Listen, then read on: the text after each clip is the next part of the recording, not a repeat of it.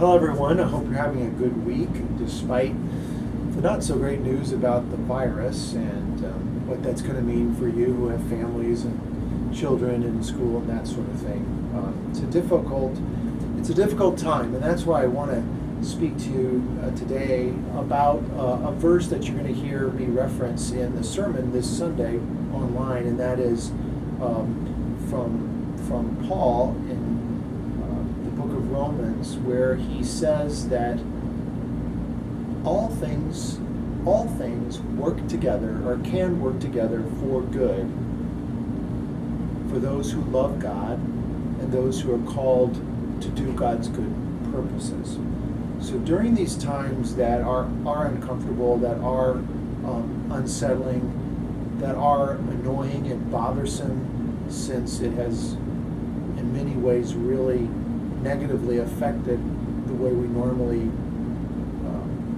run our lives, we have to keep remembering what Paul said, that for those of us who love God, who really want God's good things to happen, God's good purposes in the world, we have to trust that even during times like these that are difficult, especially for people whose lives have really been severely negatively affected by the virus, people who've lost their jobs, their health insurance, those things, we have to trust that even in times like these, that things can work together for good for the whole. But we have to be a part of that working together for good. Everything from being generous with our money, things like being concerned about the spread of the virus by following the guidelines of our health departments, by wearing masks, by staying socially distant, that even in these hard times, these things can all work together for good. So let's hang on to that wonderful verse. It's probably one of my favorite verses of Scripture.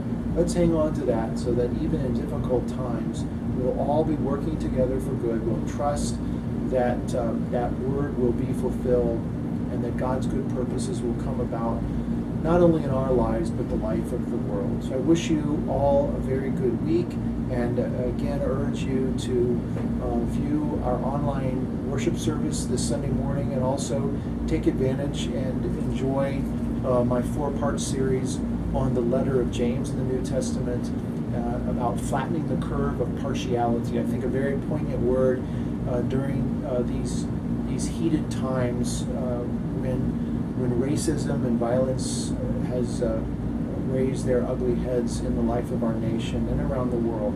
So take a look at those videos and see what you think. I think the Epistle of James is contemporary and important for us to be thinking about, especially in times like these. So God bless, have a good week, and I'll see you Sunday.